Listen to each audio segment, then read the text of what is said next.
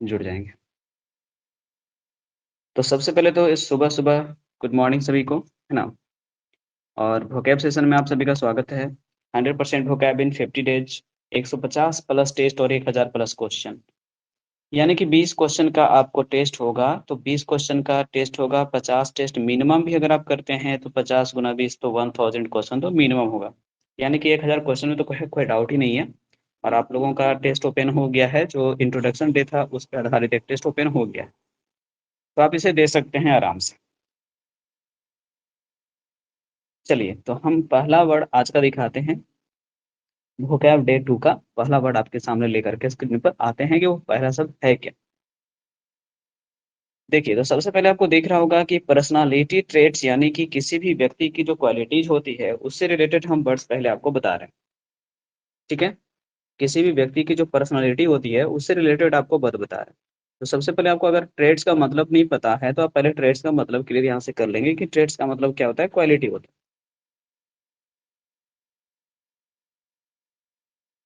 चलिए, ट्रेट्स का मतलब क्या होता है भाई? क्वालिटी होता है। तो पहला वोकैब तो आपको यही क्लियर करना होता है स्टूडेंट कि आपको ये पता होगा कि ट्रेड्स मतलब होता क्या है।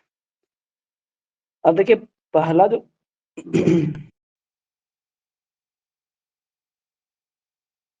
हाँ, जो पहला वर्ड आपके पास आ गया है वो अमेचर है।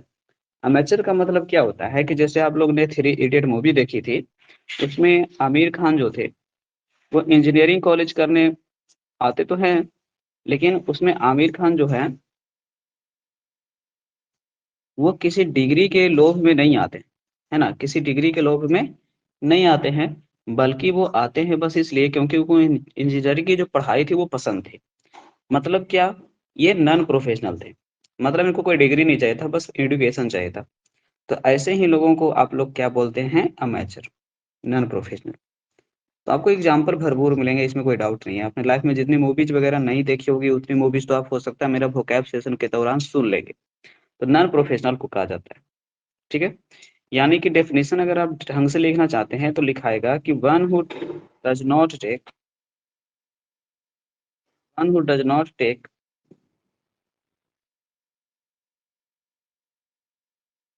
Any profession seriously. ठीक है ना? Any profession seriously. चलिए, हो गया क्लियर यहाँ से। अब देखिएगा आप रिलेटेड वर्ड में सबसे पहले आपको यहाँ पे गैलिटी जो वर्ड दिया गया था, वो पता नहीं क्यों दिया गया था, जबकि यहाँ पे टाइपिंग मिस्टेक वगैरह कुछ तो हुआ होगा। चलो, हम लोग फिलहाल तो ये जानेंगे, ग्रेटिट्यूड ही होना चाहिए था, ये टाइपिंग मिस्टेक है, कुछ ना कुछ गड़बड़ है यहाँ पे। अब इसका एंटोनिमस आपको याद कर लेना है क्या? प्रोफेशनल। क्या यूज करना है? एंटोनिमस प्रोफेशनल यूज करना है। तो ये हो गया पहला वर्ड जिसमें हम लोगों ने थोड़ा सा टाइम दिया। अब देखते हैं सेकेंड स्लाइड में इसके जितने भी रिलेटेड वर्ड हो सकते हैं, वो सारा का सारा।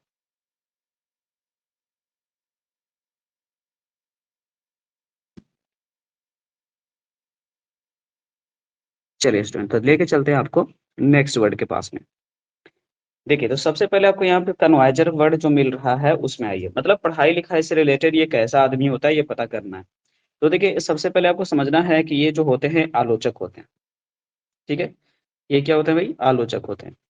आप इनको शॉर्ट में क्या कर सकते हैं? जज कर सकते हैं। चलिए, शॉर्ट में क्या कर सकते हैं? जज। मतलब ये क्या होते हैं ना, एक्सपर्ट होते हैं। क्या होता है भाई? एक्सपर्ट होते हैं, किसी भी आर्ट वगैरह का ये एक्सपर्ट होते हैं। जैसे आप लोग देखते होंगे कि डांस शोज वगैरह होता है, सिंगिंग शोज वगैरह होता है, उसमें कुछ जज वगैरह होते हैं जो डिसीजन देते हैं और पॉइंट्स वगैरह देते हैं परफॉर्मेंस को। तो किसी भी फाइन आर्ट के ये एक्सपर्ट होते हैं, ठीक है? Fine art. हिंदी आपको मैंने बता दिया, आलोचक कह सकते हो या जज कह सकते हो। भरड्यूसो का मतलब होता है ना, ये उस आदमी को कह जाते हैं जो कि स्टेज पर परफॉर्मेंस देते समय इतना ब्रिलियंट परफॉर्मेंस देता है कि मत कहिए। आप लोग दांतों तले उंगली दबाने पर मजबूर हो जाएंगे। ऐसे आदमी को क्या बोलते हैं? भरड्यूसो कहते हैं। यानी का डेफिनेशन अगर आप लिखना चाहते हो तो लिखाएगा अ ब्रिलियंट स्टेज परफॉर्मर। ठीक है ना? क्या लिखाएगा? A brilliant stage performer. चलिए, अब देखिए आपका जो नेक्स्ट वर्ड है वो है अम्बीडेक्स्टेरस। तो आपको पता होना चाहिए कि अम्बी का मतलब यहाँ से अम्फीबियन से डिपेंड करता है, और अम्बी का मतलब यहाँ पर हो गया अम्फीबियंस के सेंस में दो चीज। एक तो जमीन पर और एक हो गया जल के अंदर में, मतलब कि 2 का सेंस होता है। और डेक्स्टेरस का मतलब हम सब बच्चों को पता होता है कि क्या होता है भाई, निपुण होता है। मतलब कि ये आदमी जो होता है वो दोनों हाथों का बराबर प्रयोग करने में निपुण होता है। हिंदी में इसको बोलते हैं, बहुत ही अच्छा शब्द है, साउथ की एक मूवी भी है, नागा चैतन्य की, आप चाहे तो देख सकते हैं। Movie name Sabyasachi. अब इसमें दिखाया गया है कि इसका बायाँ हाथ और दायाँ हाथ दोनों अलग तरह का काम करता है। दायाँ हाथ नॉर्मल काम करता है और बायाँ हाथ जब किसी को पीटना वगैरह रहता है तब ज़्यादा काम करता है। चलिए, तो एम्बिडेक्स्ट्रस किस आदमी की क्वालिटी होगी? तो एक ऐसा आदमी, a person who can use who can use his both hands his both hands equally. मतलब जो व्यक्ति दोनों हाथों का बराबर बराबर इस्तेमाल कर सकता है, मतलब जितना क्षमता से दायां हाथ का उतना ही क्षमता से बायां हाथ का। क्योंकि देखिए दोनों हाथों का प्रयोग तो हम लोग सब लोग करते हो ना, लेकिन दोनों बराबर क्षमता से नहीं करते हो। दाएं वाले का ज्यादा यूज करते हो, बाएं वाले को कम करते हो, इस तरह से। चलो, डेक्सटेरस का हिंदी तो सबको पता ही है कि निपुण होता है। ये तो आपको रिलेटेड वर्ड में बस इसलिए दे दिया गया है क्योंकि साइनो एंडो में पूछता रहता है। अब साइनोनिमस इसका याद रखना है, सिर्फ है ना, क्या याद रखना है भाई, स्किल्ड। ठीक है, डेक्सटेरस यानी निपुण। अब कोई पूछेगा कि इसका एंटोनिमस बताओ, तो एंटोनिमस बता देना है सबसे ज्यादा आपको क्या, जो आदमी को कोई कला वला में नहीं इंटरेस्ट रहता है वो क्लमजी होता है। ठीक है, और इनेप्ट भी देता है, तो अब इनेप्ट भी रख सकते हो। ठीक है, और स्किल्ड के सेंस में लेके चलोगे तो आपको यहाँ पे अडेप्ट भी दे सकता है। तो जब भी साइनो एंटो नोट करना तो ध्यान से नोट करना। चलो, नेक्स्ट वर्ड इज वेटिरन। तो वेटिरन क्या होता है, जैसे आप लोग बोलते होंगे कई बार स्पोकन टर्म में कि बड़ा वेटनर बना कर रहा है ना। तो इसका मतलब है कि वो गांव में काफी अनुभव रखता है और उसे उस काम का काफी अच्छा एक्सपीरियंस होता है। तो वेटिरन का मतलब आज से सोच लो कि किसी ने आपको गाली के तौर पे या चिढ़ाने के अंदाज में कहा तो आपको क्या बोल दिया, अनुभवी। कि बड़ा इस काम का तो अनुभवी बन रहा है। तो सीधे इसका मतलब ये होता है एन एक्सपीरियंस्ड फेलो। ये आदमी के पास तब क्वालिटी आती है जब उसके पास उस क्षेत्र या उस गांव का काफी अच्छा नॉलेज होता है, an experienced fellow. Next word is connoisseur. ये तो भाई आपके पास जो होते हैं ना मुख्य अतिथि, उनको कहा जाता है ना। इनको कहा जाता है मुख्य अतिथि वगैरह को, आकर्षण का केंद्र बिंदु। तो सीधे याद रखना है क्या, मुख्य अतिथि के सेंस में, कि जो भी किसी पार्टी फंक्शन का जो चीफ गेस्ट होता है उसको साइनोसियोर कहते हैं। जब वो आता है पार्टी में तो सारे लोग उसी पर ध्यान केंद्रित किए हैं, उसी की चर्चा होना शुरू हो जाती है। तो डेफिनेशन यहाँ पे देता है ए सेंटर ऑफ अट्रैक्शन। मतलब ये आदमी का ऐसा क्वालिटी है जिसमें आदमी को खुद ही सभी लोगों के लिए सेंटर ऑफ अट्रैक्शन के तौर पे यूज किया जाएगा, है ना। तो चीफ गेस्ट को हम लोग आजकल क्या बोलना शुरू करेंगे, सी से ही साइनोसियोर बोलना शुरू करेंगे। तो चलिए इनको रिवीजन राउंड में याद करिएगा कि कन्वाइजर का मतलब होता था कला आलोचक, वर्ड्यूसर यानी स्टेज परफॉर्मर जो बहुत अच्छा परफॉर्म दे। एम्बिडेक्स्ट्रस का हिंदी सब्यसाची जो दोनों हाथों का बराबर प्रयोग करे। इसका एग्जाम्पल भी आपको है जो कि कहाँ पे देखने को मिलेगा, है ना। प्रोफेसर का जो रोल किए थे थ्री इडियट मूवी में, उनको दिखाया था कि वो दोनों हाथों का बराबर प्रयोग कर लेते थे। थ्री इडियट का यहाँ पे आप प्रोफेसर को याद से मिस कर सकते हैं, उनको एम्बिडेक्स्ट्रस कह के चल सकते हैं। बाकी मैंने साउथ की मूवी बता दी कि सब्यसाची मूवी देख लो, आपको याद हो जाएगा बढ़िया से ये वर्ड। डेक्सटेरस का मतलब निपुण होता है, वेटरन अनुभवी होता है, साइनोसियर का मतलब होता है आकर्षण का केंद्र बिंदु। देखिए रिलेटेड वर्ड में दो वर्ड और है यहाँ पे, वॉलंटियर है और डायरी टानती है। अगर आप सही से इसको पढ़ोगे तो बहुत ही सिंपल सा ये वर्ड है। तो वॉलंटियर का मतलब होता है ना कि जैसे कोई भी काम को लीड करने वाला। ठीक है, और उसके एवज में कुछ पैसे वगैरह वो चार्ज करेगा जरूरी नहीं है। तो वॉलंटियर का मतलब हो जाता है, जैसे हम लोग बोलते भी हैं कि कोई सोशल सर्विस कर रहे हो तो उस काम के लिए कुछ वॉलंटियर चाहिए, मतलब कुछ ऐसे लोग चाहिए जो स्वेच्छा से काम करें। तो वॉलंटियर का हिंदी लिखना है आपके पास में, स्वेच्छाचारी, यानी कि one who offer free will. ठीक है, one who offer free service कह सकते हैं आप से, फ्री सर्विसेज। चलिए, मतलब जो फ्री सर्विस देते थे उनको हम लोग कहेंगे। ठीक है, अगला वर्ड आपके पास में क्या लिखा हुआ है, डायरी टानती। इसका हिंदी अच्छा है। इसका मतलब होता है फिर से वही फिलिस्तीन के सेंस में कलाहीन। क्या होता है भाई, कलाहीन होता है। अब जरा सोचो कि क्वेश्चन में कलाहीन का मतलब क्या हुआ, कि लिटरेचर नाम का कोई चीज ये जानता ही नहीं है। कैसे याद रखेंगे, डायलिटांटी का मतलब लिटांटी, यानी लिटांटी का मतलब लेटर रहने वाला कलाहीन आदमी, इसको कोई लिटरेचर नॉलेज होता ही नहीं है। इसको डेफिनेशन में लिखते हैं डल और डेवलर इराट, डल इन आर्ट। अब देखो उसका साइनोनिमस पूछता है आपसे, तो आप साइनोनिमस यहाँ पे मेंशन कर सकते हैं, क्या चीज, डेवलर। क्या है भाई, डेवलर। चलिए तो आपने यहाँ से ये क्लियर कर लिया।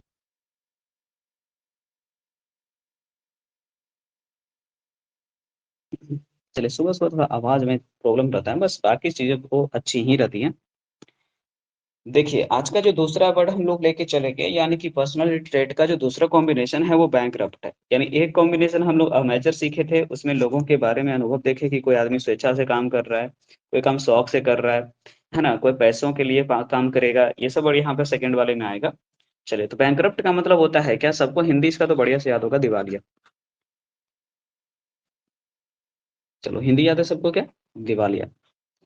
अब हिंदी में इसका दिवालिया आपने हिंदी कर लिया है, अब यहाँ से सोच लो कि ये तो हम लोग विजय माल्या वगैरह को याद दिला देता है ना, नीरव मोदी की याद दिला देता है, जो पैसे तो लेता है लेकिन चुका नहीं सकता वापस बैंक को। तो is unable one who is unable to pay his debts, pay his debts, मतलब ये अपने कर्जे वापस नहीं कर पाता, उसको हम लोग दिवालिया कहते हैं। अब रिलेटेड वर्ड्स में क्या क्या है वो देखो, तो पहले तो मैं कहूंगा कि इसका साइनोनिमस याद रखना, पहले साइनोनिमस आपको यूज करता है इंसॉल्वेंट यूज करता है, ठीक है, इंसॉल्वेंट। अब देखो मैंने कई बार सिखाया था आप लोगों को कि देखो जब एंटोनिमस की बारी आती है तो वैसे केस में आप लोगों को कुछ ज्यादा नहीं सोचना होता है, कम से कम सोचना होता है। तो एंटोनिमस आपको यहीं से दिख जाएगा कि एंटोनिमस क्या होने वाला है, इसका सॉल्वेंट होने वाला है। ये इसका क्या हो जाएगा, एंटोनिमस हो जाएगा।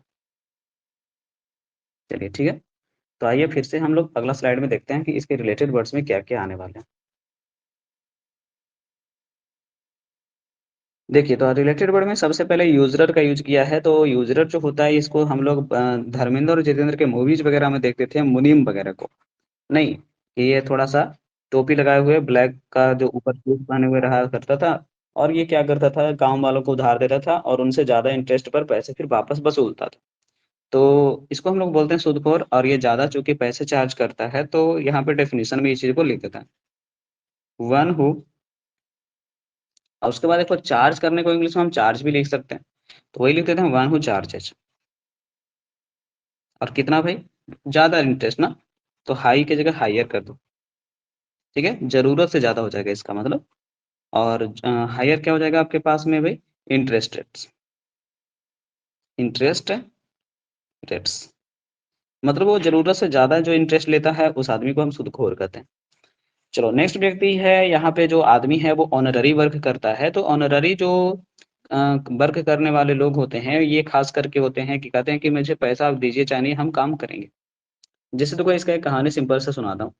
एक व्यक्ति बैंक से रिटायर होता है, और बैंक से रिटायर होने के बाद क्या होता है, उसे तो आदत हो चुकी होती है बैंक में काम करते हुए, एक ऑफिशियल टाइमिंग का कि 10 बजे पहुंचना है, 5 बजे छोड़ना है। और लोग जो भी पूछने आते हैं कि सर बॉन्ड कैसे टूटेगा, सर ये कैसे होगा, सर वो कैसे होगा सर, वो सारी चीजें लोगों को समझाता था, उसकी आदत हो गई थी। तो क्या हुआ ना कि रिटायरमेंट के बाद भी वो ऑफिस पहुंच जाता था, और जहाँ पे पूछताछ काउंटर था वहां पे वो बैठा रहता था, मतलब ऐसे ही पूछताछ काउंटर के अंदर नहीं भाई, बाहर ही बैठा हुआ है। और जो कोई व्यक्ति उनको दिखता था वो चेहरे से पकड़ लेता था कि आदमी समझदार है, मतलब लेकिन इसको बैंक का कुछ लोचा समझ में नहीं आ रहा है। तो वो उस आदमी को फिर सलाह देता था, जो एडवाइस उसको चाहिए थी वो बताता था एक्सप्लेन करके। ये चीज देखते हैं, तो उनके व्यक्ति लोग कहते हैं कि भाई आप तो रिटायर हो चुके हैं, तो आप क्यों काम कर रहे हो, क्यों ये एक्स्ट्रा काम। तो कहते हैं अरे भाई इसके लिए हमको टास्क थोड़े मतलब चार्ज कर रहे हैं पैसे, ये तो मैं ऑनररी कर रहा हूँ, तो ये हो गया अवैतनिक, बिना वेतन का भी काम करना। चलिए, बाकी तो आप समझदार हैं, हिंदी से ही पता चल गया होगा कि अवैतनिक का मतलब जो पैसे लेकर के काम नहीं, विदाउट पेमेंट ही काम करता है। चलिए, तो लिख देंगे डेफिनेशन आप यहाँ से, one who works one who works without payment, one who works without payment, जो बिना पेमेंट ही काम करे उसको हम लोग ऑनररी कहते हैं। सैनिक और जो है वर्ड ये समझना पड़ेगा, जैसे इसमें आपको क्या करना है कि रुपया पैसा का सिंबल बना दो और ऊपर का इंडिकेशन दे दो, और डब्लू का सिंबल बना के नीचे। अब यहाँ से समझने का कोशिश करो, इसको बोलते हैं आराम का पद। क्या बोलते हैं हिंदी में, आराम का पद। मतलब ये ऐसा जॉब होता है जिसमें आदमी को सैलरी तो ज़्यादा मिलती है लेकिन काम उसकी तुलना में बहुत ही कम होता है। तो आप जैसे-जैसे हायर ऑफिसर बनते जाओगे ना, आपके पास ये चीज़ें आएँगी। आपको फाइल वर्क हो सकता है ज़्यादा करना पड़े, फिजिकल वर्क तो ना के बराबर होगा लेकिन सैलरी वगैरह ज़्यादा होगी। तो इसको हिंदी में हम लोग कहते हैं आराम का पद, ठीक है? तो डेफिनिशन लिख देना है ए job with high salary, A job with high salary but little payment, है ना? चलिए, क्या होगा बट लिटिल पेमेंट? चलिए, लिटिल पेमेंट मतलब कि पेमेंट यहाँ सॉरी लिटिल वर्क मतलब काम नहीं के बराबर है और सैलरी ज़्यादा है। या इस डेफिनेशन को आप ऐसे भी नोट कर सकते हैं, a job with higher salary than work, है ना? एडजेक्टिव भी पढ़े हो तो उसका यूज़ आप कर सकते हैं। चलो मर्सिनरी का मतलब बड़ा अच्छा होता है, ये आदमी को बोलते हैं भाड़े का नौकर, है ना? भाड़े का टट्टू भी बोलते हैं ना, तो आप जो भी लिखो, मैंने यहाँ पे लिख दिया क्या भाड़े का नौकर, क्योंकि अब गवर्नमेंट एम्प्लॉयी को नौकर भी कहा जाता है सरकार को, तो आप नौकर भी कह के चल सकते हैं। मतलब इस आदमी को अगर आपने पैसे दिए तो ये आदमी आपके लिए काम करने के लिए क्या है, हमेशा रेडी है। तो सीधे इसका डेफिनिशन ही लिखना है। चलिए, कैसा क्वालिटी होता है? ए मैन हू वर्क्स, एक आदमी जो काम करता है, क्या चीज़ के लिए? पैसे के लिए। जैसे आप मूवीज़ वगैरह देखते हैं, तो उसमें देखते हैं कि विलन के लिए काम करने वाले जो भी उनके लेफ्ट हैंड, राइट हैंड होते हैं, वो उनको दिखाया जाता है कि उनको पैसा ज़्यादा दे कर के कई बार है जो कि दूसरा विलेन या फिर हीरो भी क्या अपना उल्लू सीधा कर लेता है ना? तो क्योंकि ये पैसों के लिए काम करने वाले होते हैं, तो कह सकते हैं कि जितनी भी फ़िल्में होती हैं, मूवीज़ होती हैं, वो उसमें मर्सिनरी दिखाए जाते हैं। ठीक है? चलिए, तो ये आज का दूसरा वर्ड था जो आपने क्लियर किया। अब यहाँ से तीसरा वर्ड आपको लगा होगा कि सर ये तो आपने फर्स्ट वाले क्लास में ही बता दिया है। तो बिल्कुल जी हाँ, मैंने बताया था कि सेलिब्रेट का हिंदी होता है ब्रह्मचारी। क्या मैंने बताया था इसका हिंदी होता है आपका ब्रह्मचारी। मतलब कि जो आदमी आजीवन शादी नहीं करने का शपथ ग्रहण कर लेता है कि मैं आजीवन शादी नहीं करूँगा, उसको कहा जाता है। तो डेफिनिशन में आपके पास हो जाएगा कि one who was POWS public promises. अगर आप रोज़ नहीं समझ रहे हैं तो आप प्रोमिसेस यहाँ पे लिख सकते हैं। और क्या रहने का भाई? अनमैरिड रहने का। तो टू बी अनमैरिड और कब तक रहेगा? जब तक इनकी लाइफ रहेगी। To be unmarried till life. ठीक है? तो हिंदी में यही हो गया ब्रह्मचारी आपके पास में। अब देखिए रिलेटेड वर्ड्स में आपके पास में क्या-क्या है। देखो इसका मैंने क्लू दिया था आपको कि अगर आपको लाइफ को क्या करना है? सेलिब्रेट करना है, तो आप सेलिब्रेट रहिए। नहीं, जैसे जिनकी शादियाँ हो जाती हैं, वो अक्सर हम लोगों को सीख देने लगते हैं कि देख भाई लाइफ को सेलिब्रेट या एन्जॉय करना है तो शादी मत करना क्योंकि शादी के बाद लाइफ में थोड़ा-सा बंधन तो आता है। चलो तो हम लोग सेलिब्रेट को सेलिब्रेट से याद रखेंगे। अब यहाँ से रिलेटेड वर्ड में सबसे पहला वर्ड देखो क्या है? फिलैंडर है। अब ये कैसा आदमी होता है? ये शादी करने का सोचता है या नहीं सोचता है? देखो, तो फिलैंडर मैंने आपको पढ़ाया था फर्स्ट वाले इंट्रोडक्शन क्लास में इश्क मिजाज। मतलब ये आदमी जो होता है वो शादी-वादी करने की बात छोड़ दीजिए। ये आदमी कहता है कि देखो प्यार एक जगह तो हो ही नहीं सकता, प्यार तो कई लोगों से होता है। तो इस मिजाज का मतलब होता है कि ए मैन, महिलाओं के लिए यूज़ नहीं करना है, किसके लिए यूज़ करना है? मैन के लिए। जो सीरियस नहीं है क्या चीज़ में? लव अफेयर में। तो ए man who is not serious, A man who is not serious in love affairs. चलिए, लव अफेयर्स। देखो तो मैंने वोकैब में पहले पर्सनैलिटी ट्रेट से शुरू किया था क्योंकि इसमें क्या होता है ना कि पहले हम अपने आपके बारे में तो जान लें कि हम लोग कैसे-कैसे क्वालिटीज़ रखते हैं, उसके बाद फिर हम लोग जानेंगे आगे।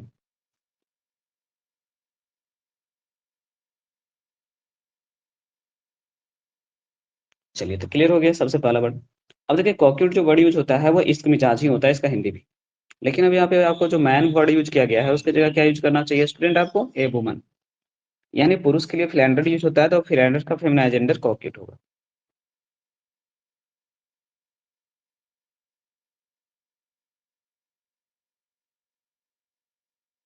चलिए तो डेफिनिशन में ऐड करिएगा कि a woman who is not serious in love affair. ठीक है? Not serious in love affair. बहुत ही अच्छा ये राउंड होने वाला है क्योंकि देखो इससे क्या होने वाला है पता है?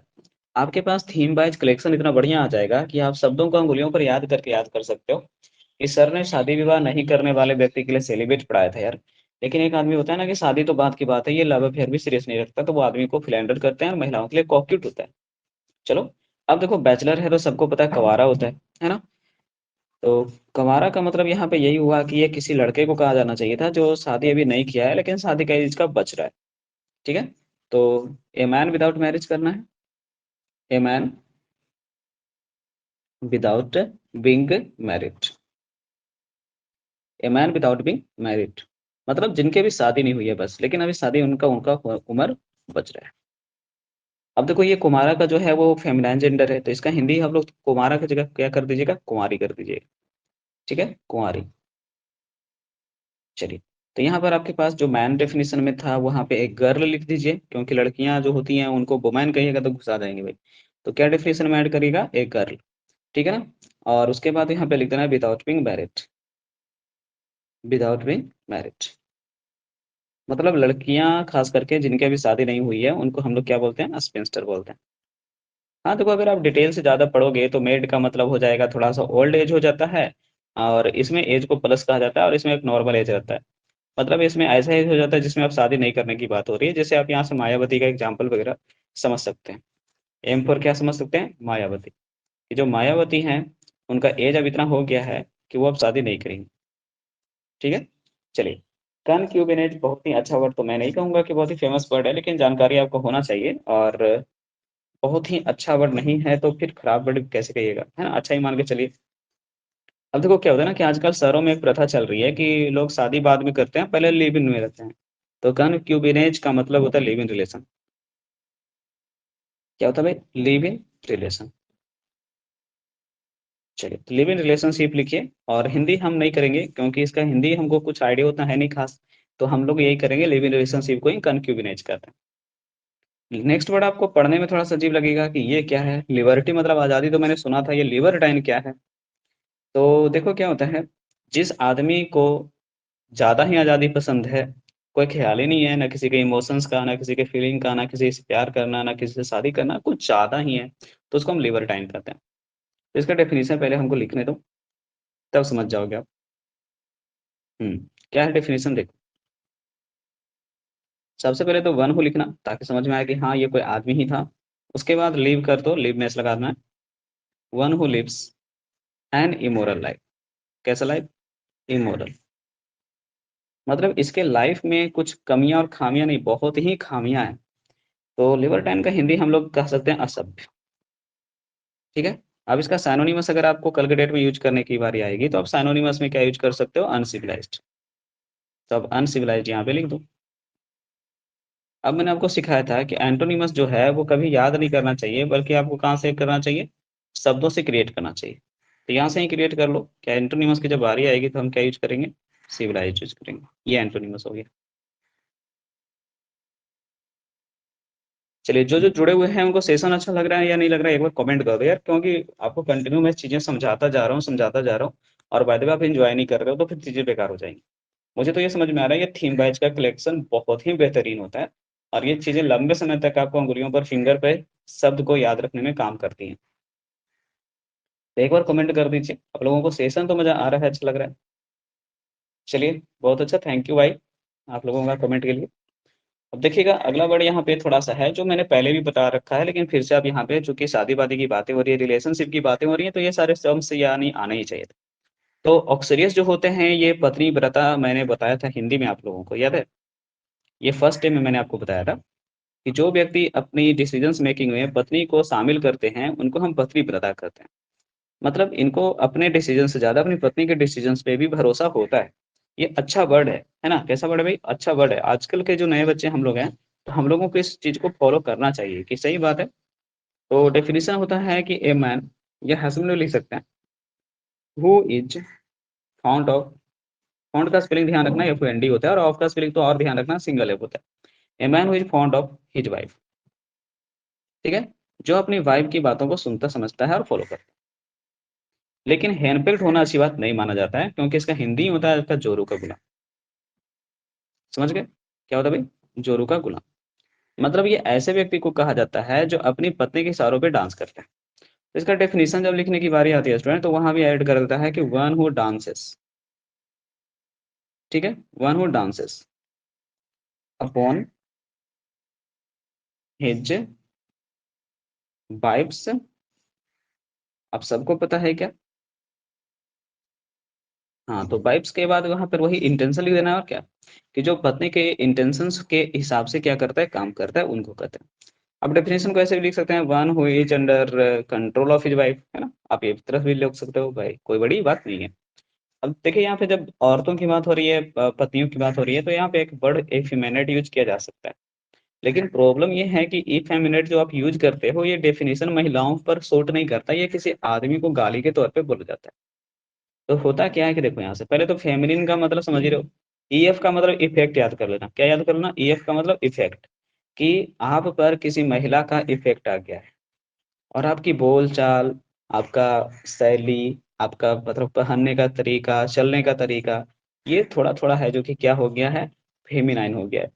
तो इफेक्ट ऑफ फेमिनाइन का मतलब हो गया कि आपको सीधे-सीधे बोला जा रहा है कि आप ना अब मर्दाना नहीं बल्कि क्या हो गए, औरताना बिहेव करने लगे, यानी कि अब मौगे टाइप के हो गए। तो इसको ग्रामीण क्षेत्रों में मौगा बोला जाता है, तो आप समझ जाओगे कि इफेमिनेट का मतलब आदमी का नेचर है जो कि महिलाओं का हो गया। तो लिख देंगे ए मैन विथ वोमैनिश नेचर। क्या हो गया भाई? ए मैन विथ वोमैनिश नेचर, मतलब जिसकी नेचर या क्वालिटी में थोड़ा-सा महिलाओं का सेंस आ जाता है, उनको हम मौगा कह देते हैं और दाना कह देते हैं। अब देखो मैट्रिमोनी जो है ये बहुत ही फेमस वर्ड है आज के समय में, क्योंकि आजकल लोग मैट्रिमोनियल पे अपना अकाउंट्स क्रिएट करते हैं, जहाँ पे शादी के लिए रिश्ते आसानी से लोगों को समझ में आता है कि मिल जाएगा। तो मैट्रिमोनी का मतलब होता है कि यहाँ पे रिलेटेड टू मैरिज का सेंस होगा, है ना? मैट्रिमोनियल साइट का मतलब क्या हो रहा है? आप शादी के लिए वहाँ जा रहे हो। इसका मतलब है कि इसमें आपको सिर्फ याद रखना है कि मैट्रिमोनी का मतलब किससे रिलेशन है? शादी से। चलिए रिलेटेड टू मैरिज का डेफिनिशन हो जाएगा। डेफिनिशन क्या लिखना है? Related to marriage. और बाकी तो मैंने मैरिज से रिलेटेड सारे के सारे वर्ड्स आपको फर्स्ट वाले स्लाइड में, यानी कि फर्स्ट इंट्रोडक्शन क्लासेस में मैंने करा दिए हैं, तो आप वहाँ पे जाके एक बार देख लेना। मीसोगैमिस्ट यही होता है कि गैमिस्ट का स्लो कॉम्बिनेशन मैंने बताया था कि डेफिनिशन आपको याद रखना है शादी का, और मीसो का मतलब बताया गया था आपको कि हेटर यूज करना है। तो सबको पता है कि मीसोगैमिस्ट का मतलब स्त्री हो या पुरुष हो, दोनों के लिए आप यूज कर सकते हैं, लेकिन ज्यादातर डेफिनेशन पुरुष के लिए होता है। तो हेटर ऑफ मैरिज हो जाएगा। चलिए हो गया। तो ये था आपके पास में जो कॉम्बिनेशन था थीम वाइज vocab कलेक्शन का। अब यहाँ से रिवीजन राउंड शुरू होता है, जितने सारे आप वर्ड्स पढ़े हैं उसका रिवीजन राउंड। तो चलिए आपको बताता हुआ चलता हूँ, एक रिवीजन फिर से हो जाएगा। तो मैंने बताया था कि सिनोनिमस जब देना है और डेक्स्टेरस वर्ड है, तो इसका हिंदी सबसे पहले हम लोगों ने क्लियर किया था कि निपुण होता है। अब जैसे आप हिंदी करते हैं कि निपुण होता है, तो मैंने बताया था कि आप स्किल्ड वगैरह यूज कर सकते हो, और स्किल्ड यहाँ पे ई में आपको दिख रहा है, तो आप यहाँ से इसका आंसर कमेंट सेक्शन में ई कर सकते थे। वेटेरन मैंने बोला था कि आजकल हम लोग इसको गाली के तौर पे यूज करते हैं अगर, तो ये गलत बात है, ये तो बहुत अच्छा वर्ड होता है। कि अगर आपको बोला जाता है कि तू गाँव का बड़ा भेटनर बन रहा है, तो समझ जाइए कि आपको बोल रहा है कि आप गाँव के लोगों के बारे में बड़ा जानते हो, यानी अनुभवी होता है, तो एक्सपीरियंस्ड करना होगा डी आंसर। डैबलर इन आर्ट मैंने बताया था, है ना? डैबलर मतलब डल बताया था। इसका मतलब मैंने बताया था कलाहीन की तरह। जो फिलिस्टाइन आपको पढ़ाया था मैंने, उसी टाइप का ये वर्ड था। तो कलाहीन का मतलब डल का सेंस लग रहा है आपको, तो आंसर आप एक कर सकते हो। बैंकरप्ट का हिंदी आप लोग बढ़िया से जानते हो कि दिवालिया होता है, तो इंसॉल्वेंट इसका साइनोनिमस होगा, है ना? दिवालिया। तो दिवालिया का मतलब हो जाएगा इंसॉल्वेंट, इंसॉल्वेंट का आंसर हो जाएगा बी। चलिए ऑनररी वर्क मैंने बोला था कि आदमी जो होता है इसमें क्या करता है ना, काम तो करता है लेकिन वो पेमेंट नहीं लेता है। तो क्या कह सकते हैं इसको? स्वैच्छिक का सेंस कह सकते हैं, हाँ स्वैच्छिक ही कहते हैं, तो वॉल्यूंटरी कह देते हैं। क्या कहते हैं? वॉल्यूंटरी, एफ, है ना? स्वैच्छिक मतलब आप खुद से आए हैं काम करने के लिए, आपको पता है कि इसके लिए कोई पैसे नहीं मिलेंगे। जैसे देखिए ना, सिंपल है, गांव में सर सफाई का जो काम होता है उसके लिए कोई पैसे थोड़े ना दिए जाते हैं किसी को, सब लोग मिल करके खुद से साफ कर लेते हैं, और स्वैच्छिक काम होता है वो। अमेचर का मतलब मैंने कहा था कि थ्री इडियट में जो आपका आमिर खान था, वो सिर्फ डिग्री लेने के लिए नहीं बल्कि वो सिर्फ एजुकेशन के लिए आया था, यानी डिग्री लेना नहीं बल्कि इंजीनियरिंग की पढ़ाई को पूरा करना उसका शौक था। ये शौकीन हो गया। किसी को हम नॉन प्रोफेशनल पढ़ाए थे, तो क्या हो जाएगा आंसर? जी हो जाएगा। और लिबर्टाइन के लिए अब बचा हमारे पास में लीचर बचा है, तो इसका मतलब मैंने आपको सिखाया था कि ये उस आदमी को कहना जो मतलब कि किस तरह का वर्ड था, याद है कुछ तो आइडिया दो। लिबर्टाइन नहीं, लीचर तो मैंने पढ़ा दिया था कि साइनोनिमस आपको यहाँ पे फिलहाल तो बचा है, तो लीचर ही होगा। तो लिबर्टाइन का मतलब था जो इमोरल लाइफ जीता था। ये बहुत जरूरी है। मैंने कहा था कि लिबर्टाइन का मतलब हो गया ये तीनों नहीं करता है, ना शादी करता है, ना प्यार सीरियसली करता है ना? और ना महिलाओं से सब प्यार करता है, समर्थन उनका करता है, ये अलग टाइप का होता है। तो इसको हिंदी में हम लोग बोले थे कि लिबर्टाइन होना अच्छी बात नहीं है, ये अनैतिक जीवन शैली होती है, अनसिविलाइज्ड के सेंस में बताए थे आप। चलिए क्या बताए थे, अनसिविलाइज्ड। अब अनसिविलाइज्ड का भी यहाँ पे कॉम्बिनेशन नहीं यूज किया है तो थोड़ा टफ हो सकता है, इसलिए इसको आप वर्ड ऑफ द डे के तौर पे रखो जरूर। यार ये मैं नहीं जानता था, ये वर्ड ऑफ द डे में लेके जाना। क्या आंसर होगा, लीचर होगा, है ना, 7 का आंसर, जिसका मतलब क्या हो रहा था, अनसिविलाइज्ड। चलो ये साइनोनिमस का सीट था आपका, अब एंटोनिमस के सीट में आ जाओ। चलो देखो, अमेचर का मतलब हम लोग पढ़े थे कि नॉन प्रोफेशनल होता है। क्या पढ़े थे भाई, शौकिया होता है, नॉन प्रोफेशनल। तो उल्टा हम लोगों को क्या करना है, जल्दी कमेंट करिए आप लोग जिनको करने का मन हो। प्रोफेशनल यूज करना होगा तो आंसर क्या करेंगे, सी करेंगे। डेक्सटेरस का हिंदी फिर से क्या करूंगा मैं, निपुण। जल्दी बताओ एंटोनिमस क्या होगा, जो काम करने में अच्छा नहीं होता है उसको क्या बोलते हैं, क्या बोलते हैं, इनेप्ट या क्लमजी होगा यार, आंसर सी। ई नहीं दोगे तो फिर और कोई होगा भी नहीं, तो आंसर ई करो। इनेप्ट और क्लमजी दोनों मैंने आपको बता भी दिया था। डायलिट का मतलब बताया था मैंने कि ये आदमी जो होता है वो किसी भी लिटरेचर में क्या होता है, डायलिटांटी, फिर भूल गए। इसका मतलब आपको मैंने बताया था कि ये अनसिविलाइज्ड के सेंस में आता है। ठीक है, दिक्कत हो रहा था, इसको स्किप करते हैं, रहने दो। चार बताओ पहले, बैंकरप्ट का मतलब इंसॉल्वेंट पढ़े थे, क्या पढ़े थे सानो, इंसॉल्वेंट पढ़े थे। तो ये इंसॉल्वेंट हम लोग सानोनिमस पढ़े थे, तो अब एंटोनिमस जब देने की बारी आएगी तो क्या दे देंगे, सॉल्वेंट दे देंगे। सॉल्वेंट का मतलब आंसर एक हो जाएगा। यूजरर का मतलब मैंने कहा था कि आदमी ज्यादा पैसे दे करके, सॉरी, कम पैसे को ज्यादा इंटरेस्ट पर देता है, सुदखोर हुआ करता था। उल्टा होगा दानी आदमी की ये पैसा वापस मांग भी नहीं करता। जेनियस हो जाएगा। अब इसके लिए क्या बचा, डी बचा। यानी कि इसका मतलब ही आपको याद रखना है कि डायलिटांटी का मतलब हो जाएगा आपके पास में अनस्किल्ड। तो यार उल्टा क्या होगा, स्किल्ड होगा। चलिए, तो बाकी आपको नहीं अगर कमेंट कर पा रहे हैं तो इसका वजह है कि हम लोग रिवीजन सही से नहीं कर पाए, तो ठीक है, एक बार इसको पूरा राइट डाउन करिएगा, रिवीजन करिएगा। और डायरी यार ले लेना सब लोग। 180 रुपया के आसपास, 190 रुपया लगे या 200 लगे या 300 लगे, है ना, ऐसे तो 180 से 200 के बीच में लगेगा आपको। तो आराम से डायरी सारे स्टूडेंट ले लेना ऑफलाइन आ करके, और उसमें ही इनको कॉर्नर बना हुआ है उसमें नोट करना। नहीं तो आप कितना बढ़िया से डिजाइन करोगे मुझे पता है, डिजाइन आपसे नहीं होगा। तो बेहतर होगा डायरी सारे लोग ले लेना। चलो बाकी तो आपको पता ही है, ये प्रचार तो आपको डाला ही जाएगा कि 8 अप्रैल से हमने बात की थी, लेकिन हमने इसको 13 अप्रैल से स्टार्ट किया। और उसके बाद कंटिन्यू क्लासेस सब जाएंगे, ठीक है ना। रूटीन थोड़ा सा मुझे भी उठने का बनाना था, इधर सुबह उठते थे पहले, लेकिन फिर रूटीन बैक हो गया था। अप्रैल मंथ तक जो भी लेना चाहता है कोर्स उसको लेवा दीजिए, या अप्रैल तक आप क्लासेस करके देख लीजिए पहले, उसके बाद उसको समझाइएगा कि क्या फायदा है। ये सारे फीचर्स इसके लिखे हुए हैं यहाँ पे, जिसमें ये वाला दो फीचर जो है वो ऑफलाइन क्लासरूम का है। ऑफलाइन क्लासरूम का ये दो फीचर है एक्स्ट्रा, कि वीकली आपको क्यूज होता है और मंथली दो टेस्ट होता है। आप चाहें तो इस वीकली क्यूज का डे हम फाइनल कर देंगे, तो आप उस दिन आकर के ऑफलाइन क्लास में भी जो ऑनलाइन वाले बच्चे हैं वो जुड़ सकते हैं। और मंथली दो टेस्ट जो होता है वो बहुत ही भयानक टेस्ट होने वाला है, मतलब इसमें प्राइज वगैरह बहुत ही शानदार रहने वाले हैं। तो आप चाहें तो अनाउंस रहेगा तो आप ये आ सकते हैं ऑफलाइन में।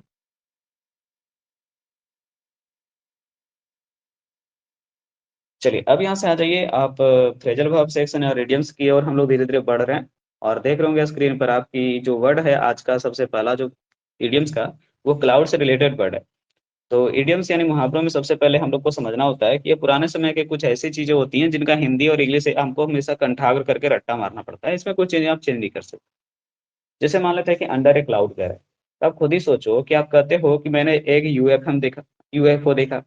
अब कोई व्यक्ति बोलेगा किधर, अब तो वो बादलों में चला गया, तो आप कहोगे उधर, तो सबके नजर से देखिएगा उधर, उसको दिखेगा नहीं।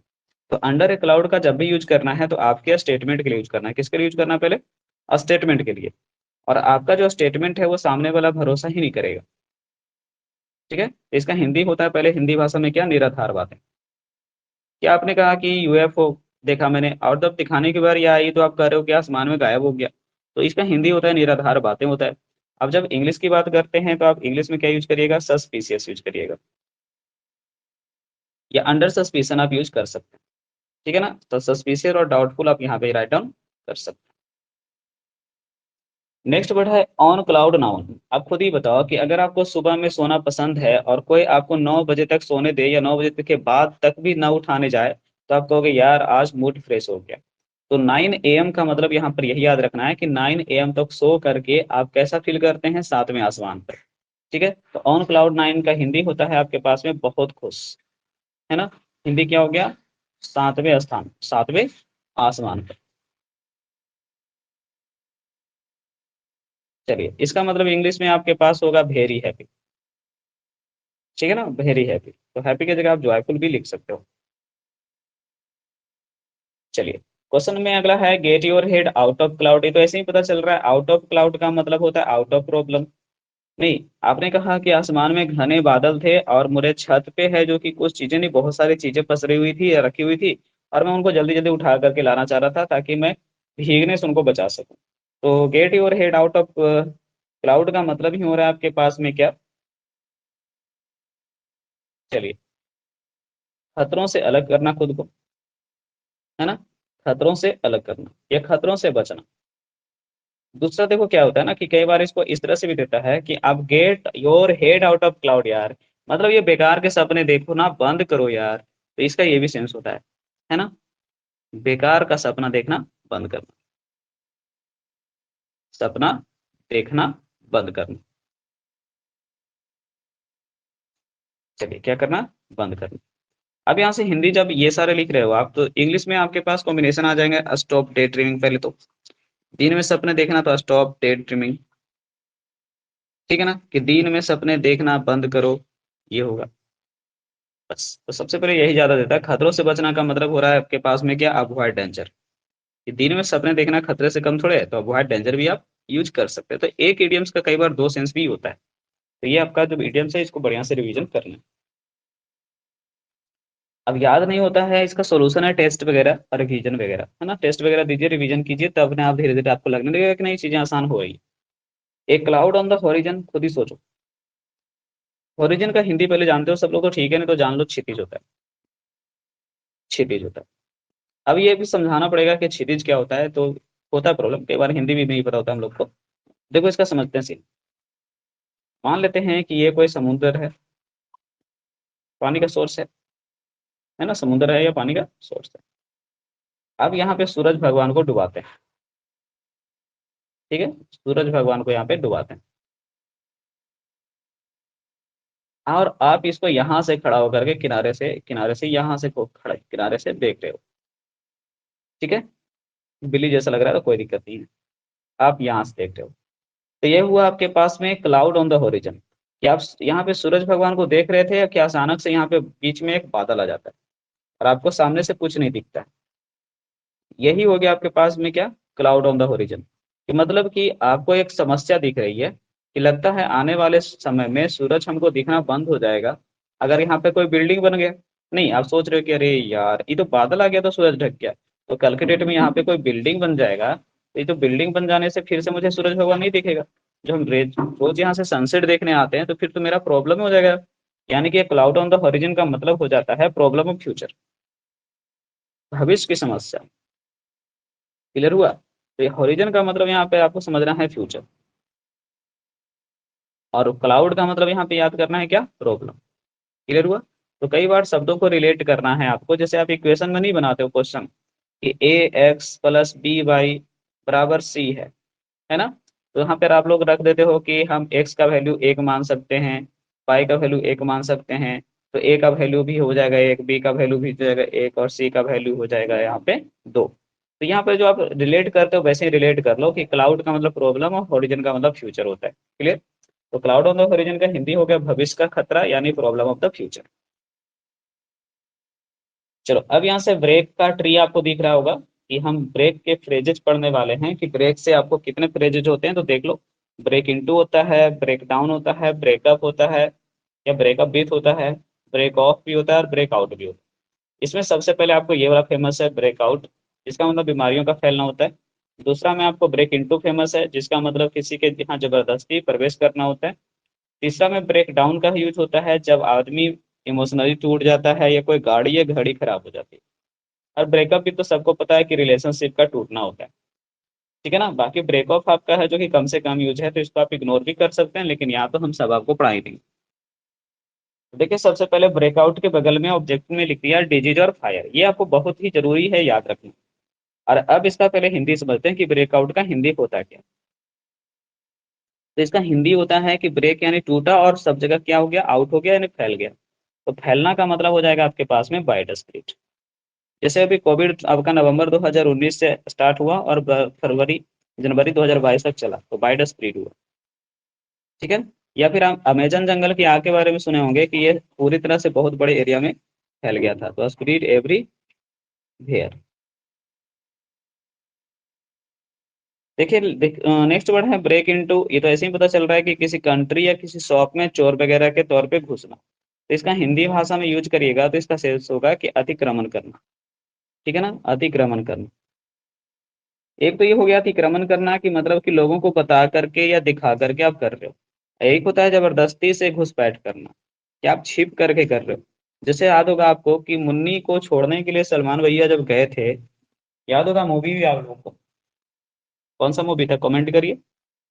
बजरंगी भाईजान, है ना। तो बजरंगी भाईजान का जो मूवी था उसमें दिखाया था कि किस तरह से जमीन के नीचे से लोग इस देश से उस दूसरे देश में जाते हैं। ठीक है। और ये जो होता है वो ब्रेक इनटू करने से क्या करता है, मना कर देता है। मुन्नी समझाते भी है कि यार भागो चलो, लेकिन कहता है कि हम परमिशन लेके जाएंगे।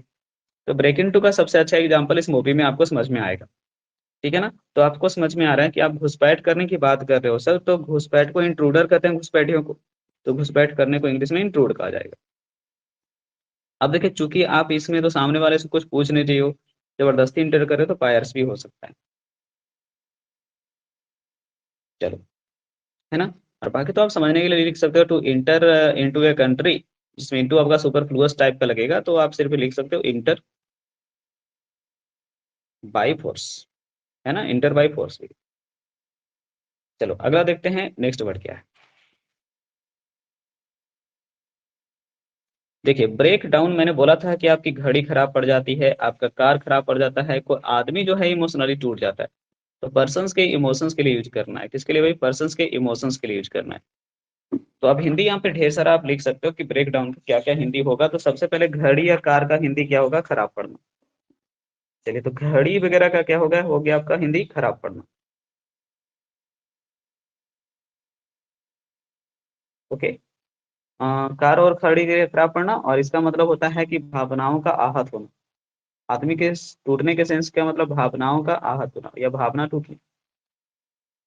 चलो इंग्लिश में आपके पास में हो जाएगा सबसे पहले कि घड़ी आपका क्या हो गया, रुक जाता है। ठीक है।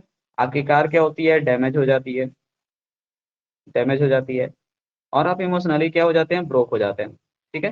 तो इमोशनली ब्रेक होने के सेंस में आप यहाँ पर क्या लिख सकते हैं, कोलैप्स लिख दो, है ना, कोलैप्स हो गया आदमी बेचारा। चलिए, तो कोलैप्स यूज कर सकते हैं। अब नेक्स्ट वर्ड देखते हैं, इसका जो अगला फ्रेजल वर्ब है वो क्या है। हाँ, ब्रेक ऑफ था जो मैच और रिजल्ट के लिए यूज करना था, किसके लिए यूज करना था, मैच और रिजल्ट के लिए यूज करना था। तो देखो क्या होगा, खुद ही सोचो कि ऑफ का मतलब है कि आज का मैच ही पानी की वजह से कैंसिल हो गया।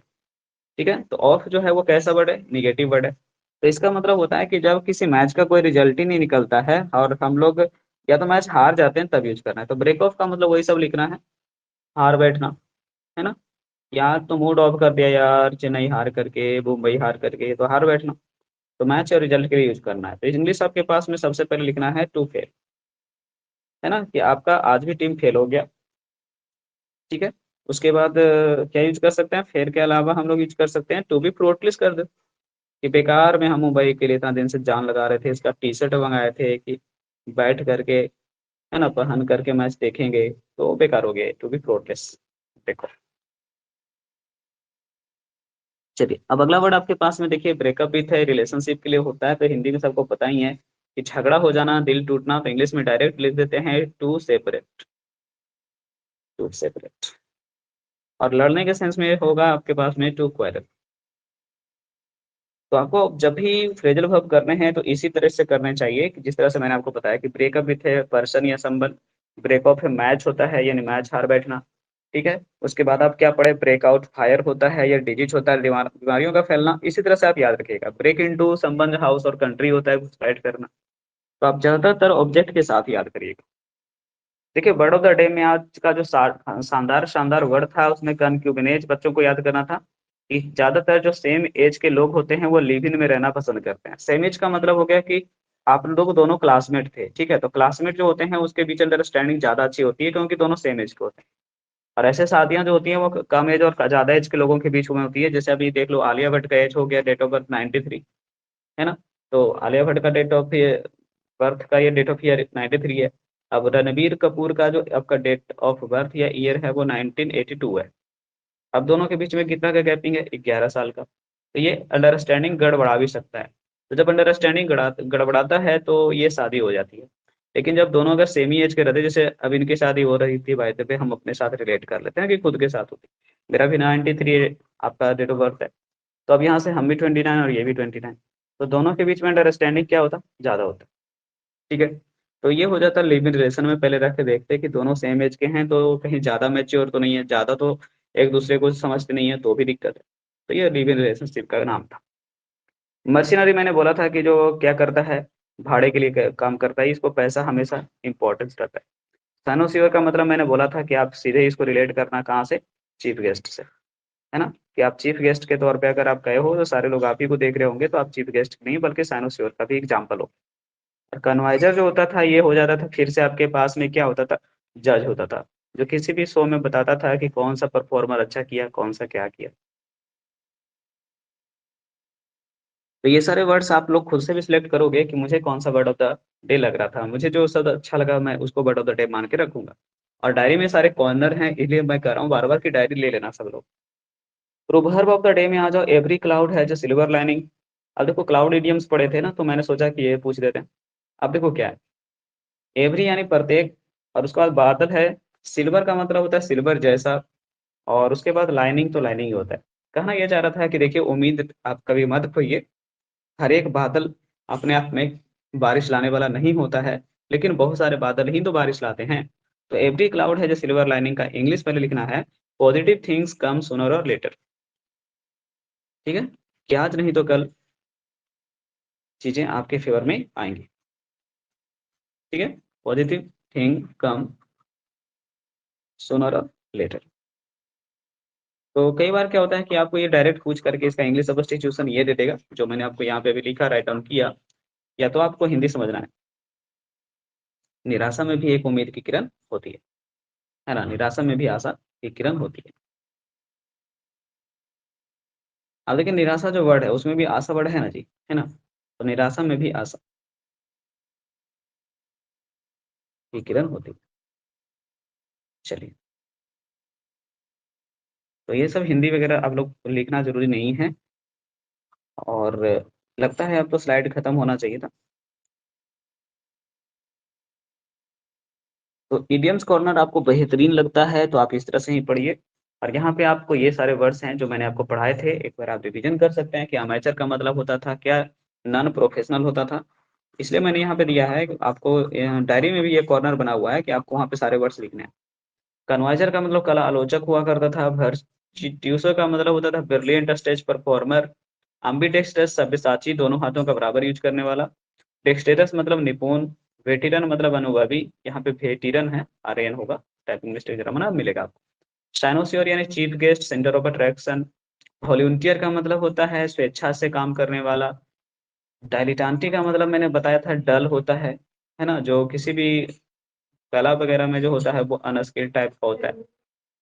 बैंकरप्ट का मतलब होता है आपका क्या, दिवालिया होता है। यूजर का मतलब सूदखोर होता है।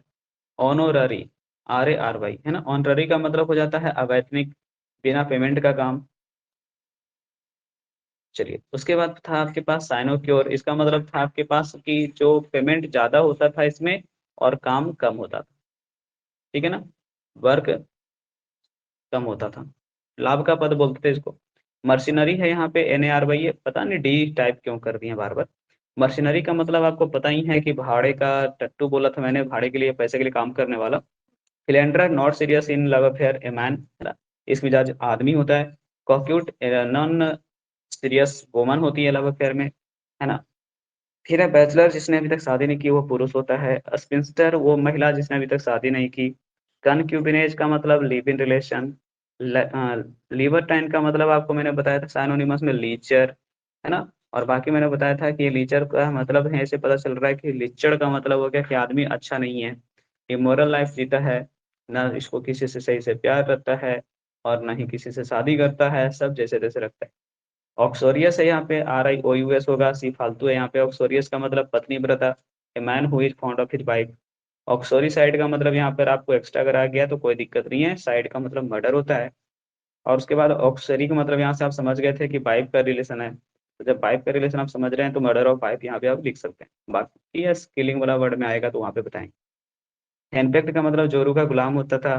इफेमिनेट का मतलब मौताना हो गया या मोगा टाइप का मैंने बोला था। मैट्रिमोनी मैंने बोला था कि मैट्रिमोनियल पर आप लोग वेबसाइट बनाते हो तो मैट्रिमोनी का मतलब रिलेटेड टू मैरिज होगा। मिसोगैमिस्ट में मिसो मतलब हेटर था।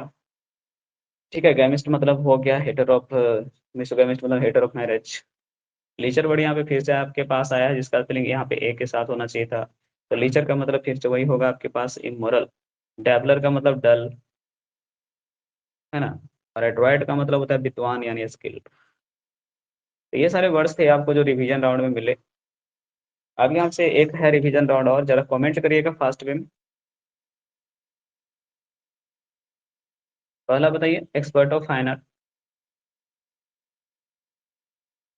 चलिए अब नहीं बताइएगा तो हम आपका कोई मदद नहीं करेंगे। एक्सपर्ट ऑफ फाइन आर्ट का मतलब मैंने बोला था कि कन्वाइजर होता है, तो आंसर आपके पास में सी आना चाहिए था। ठीक है, ओके, क्या होगा आंसर आपका? सी होगा।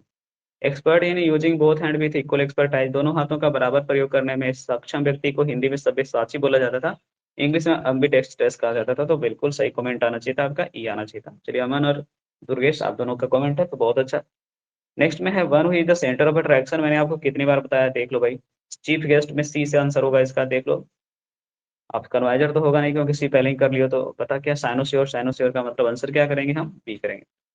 One who is unable to pay his डेब्ट, याद करो। बोलते हैं कि इससे केस नहीं सॉल्व होता है, बैंक वाला तो इंसॉल्वेंट होगा, है ना? तो आंसर आपको एक करना चाहिए था। देर करोगे तो फिर मुझे बताना पड़ेगा, इससे फाइनली आंसर जल्दी जल्दी करना। One who work for the sake of money, जो पैसों के लिए काम करने वाला होता है। भाड़े का टट्टू मैंने बोला था, मनी से ही याद रखना था इसमें, है ना? कि मनी से याद करेंगे। मर्सिनरी आंसर आपका ऐसे भी कमेंट में बच रहा है, बाकी सारे वर्ड्स तो आप निकाल ही दिए, आंसर डी हो जाएगा। चलिए, ये क्वेश्चन ऑफ द डे होता है जिसको हम लोग क्लास में चॉकलेट डिस्ट्रीब्यूट करते थे। फिलहाल आप लोग आंसर बता सकते हो तो बताओ, बढ़िया से पढ़ के बताना। सारे लोग कमेंट करिए, जरूरी नहीं कि एक व्यक्ति कमेंट कर दिए तो आप लोग सारे का जिम्मेदारी वो ले लिए। आप लोग सारे लोग कर सकते हैं। दुर्गेश को कमेंट आया डी, और सारे लोगों का आंसर डी ही अगर आता है तो सही है। इसमें मैंने सीधे बोला कि आप इतना देर से पढ़ रहे हो तो आपको याद हो गया होगा, डल का मतलब डेवलर होता है, डालीडांटी होता है। तो यहाँ पे जो भी आपका डल का सेंस में वर्ड होता है, डी से ही याद करना है ना? तो सबसे पहले डल लिख दिया यहाँ पे। फिर आपने कह दिया कि हम डेवलर बोलेंगे तो आप डेवलर यूज कर सकते हो। डायलीटांटी होगा तो हाँ डायलीटांटी यूज कर सकते हो, डायलीटांटी। चलिए ठीक है। हाँ नेट इशू वगैरह होगा, कोई बात नहीं। चलिए उसके बाद देखिएगा और भी कुछ क्वेश्चंस वगैरह हैं या नहीं है, देखते हैं। जी आपका शायद लास्ट ही है। ये तो वही स्लाइड है जिसमें आपका एडवर्टाइजमेंट था कि अप्रैल में पूरा फी आपको 600 रुपया ही लग रहा था, जो ऑनलाइन सिर्फ करना चाह रहे थे। ऑफलाइन में फी ज़्यादा नहीं है, ऑफलाइन में भी आपका 1200 रुपया फी रखा गया है, जो ज़्यादा नहीं है। इतने सारे मटेरियल्स हैं कि आप खुद ही सोचोगे कि इस सर ने तो कोई फी ही नहीं चार्ज किया एक तरह से। पढ़ाने का तो कोई चार्ज ही नहीं लिया, लगता है बैठने का सिर्फ चार्ज लिया है आपसे। बाकी ये आपका टेस्ट आज शुरू हुआ है, उसका जब आएगा रिजल्ट तो आप लोग टेस्ट दे के रखना। आप लोग का यहाँ पे नाम रहेगा रैंक के साथ में। 20 क्वेश्चन 2-2 नंबर का है विदाउट नेगेटिव मार्किंग, है ना? तो यहाँ पे नाम आपका रहेगा और यहाँ पे आपका स्कोर दिखाया जाएगा हर एक स्लाइड में नेक्स्ट डे से।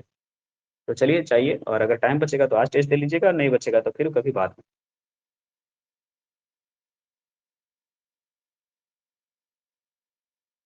तो आप लोगों का धन्यवाद आज के सेशन में जुड़ने के लिए, खास करके उत्तम। आप कंटिन्यू रहे शुरुआत से, दुर्गेश जी, अमन और भी लोग जुड़े थे जो। तो ठीक है, मिलते हैं फिर ऑफलाइन क्लासेस में जहाँ पे आप मिल सकते हैं हमसे, और जो ऑनलाइन में मिलते हैं उनसे फिर ऑनलाइन ही मिलते हैं।